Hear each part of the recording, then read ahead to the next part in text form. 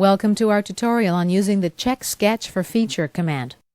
I've got a sketch which should be a closed profile, but it's got two gaps. To find these gaps, I'm going to use the Check Sketch for Feature tool.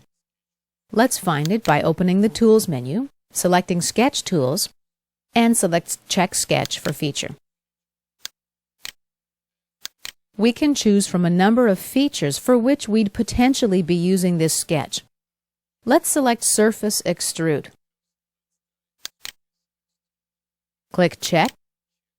No problems found. The sketch contains 0 closed contours and 2 open contours. OK. Let's try a base extrude next. Click Check. SolidWorks found a problem this time.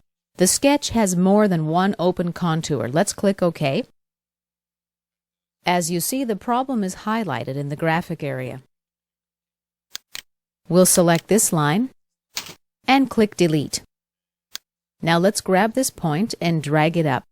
We'll merge them right here at this corner. Let's run the tool again. SolidWorks found another error. The sketch contains an open contour.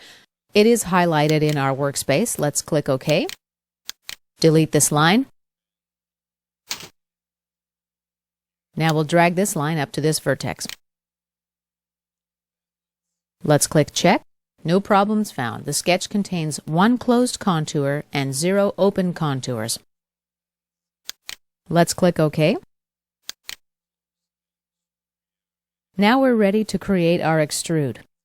This concludes our tutorial on the Check Sketch for Feature command.